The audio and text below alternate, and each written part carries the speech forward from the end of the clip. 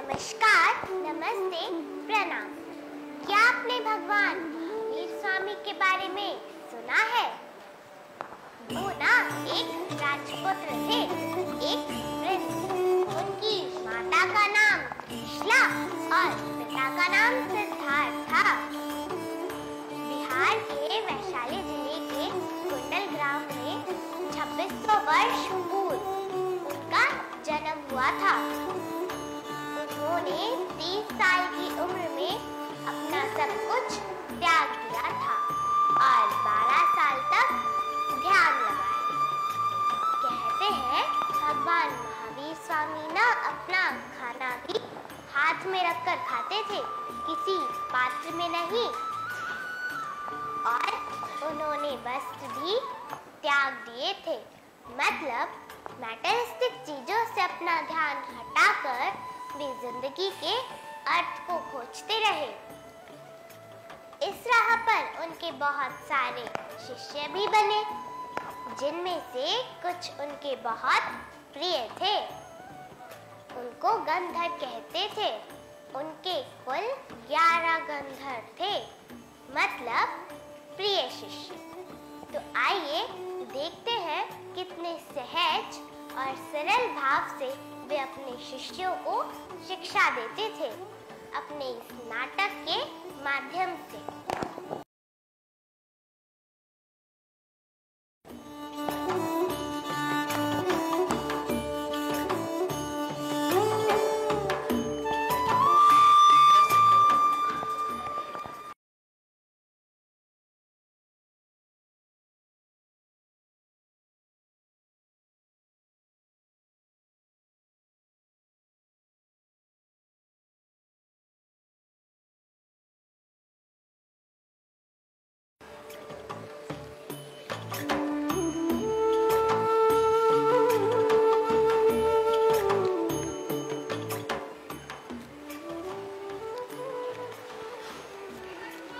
आज की सभा प्रारंभ की जाए।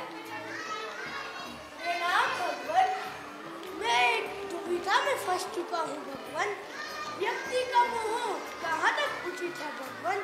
मुझे रास्ता दिखाइए भगवान, मुझे रास्ता दिखाइए। मोह के दो औचित्य हैं। एक की अति मानव जीवन को विनाश की ओर धकेलती है और दूसरे की कितनी भी हो जाए मानव जीवन को उजागर ही करती है। किंतु है आर्य, यह हमें कैसे ज्ञात होगा जो मोह है वो उचित कहाँ है और अनुचित कहाँ? जिस मनुष्य ने अपनी सारी ज्ञानेंद्रियों को अपने वश में कर लिया है, उसे एकाएक पता चल जाएगा कि मोह का मार्ग जो उसने चुना है वो उचित है या अनुचित। हे आर्य, मुझे बताइए कि व्यक्ति की बर्बादी का सबसे बड़ा कारण क्या है? इस प्रश्न का उत्तर मैं अपने किसी गणधर से मांगना चाहता हूँ। आज्ञा दीजिए स्वामी। काम वासना, लोभ, लालच मनुष्य को बर्बाद कर देते हैं स्वामी, मनुष्य को बर्बाद कर देते हैं। अब मैं सबसे पूछता हूँ, मेरे हाथ में ये क्या है? यह कमंडल है भगवान। हे भगवान, इसमें पूछने वाली क्या बात है? ये तो सबको पता है कि आपके हाथ में कमंडल है। यदि अगर मैं इसे नदी में छोड़ दूं तो क्या होगा? हे भगवान, अगर इसको नदी में छोड़ दिया गया और अगर इसकी बनावट भी ठीक होगी तो ये नदी में तैरने लगेगा, और अगर इसकी बनावट ही नहीं सही होगी तो इसका डूबना निश्चित है। मान लो इसका आकार और इसकी बनावट बिल्कुल ठीक है, लेकिन क्या हो मैंने इसमें छेद कर दिया तो क्या होगा? हे भगवान, अगर इस कमंडल में एक छेद कर दिया तो इसमें धीरे धीरे जल भरने लगेगा और लगातार जल के भराव के कारण इसका डूबना निश्चित है, अर्थात यह कमंडल डूब जाएगा। बस यही विचार हमारे जीवन में भी लागू होता है। ये जीवन कमंडल जैसा है और इसमें कार्य है छेद का काम करती है। अगर बुराई छोटी सी भी हो और समय रहते उसको हमने नहीं छोड़ा तो वो हमारा जीवन बर्बाद कर सकती है।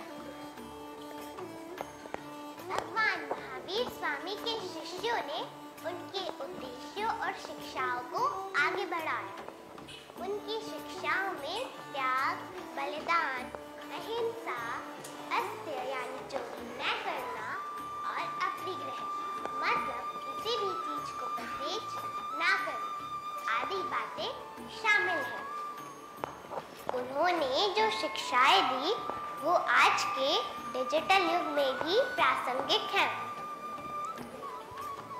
तो आइए भगवान महावीर स्वामी की दी गई शिक्षाओं को हम सब अपने जीवन में धारण करें और इस कलयुग में इंसानियत को फेसबुक, इंस्टाग्राम इत्यादि पर ही नहीं बल्कि हकीकत में भी जिंदा रखें।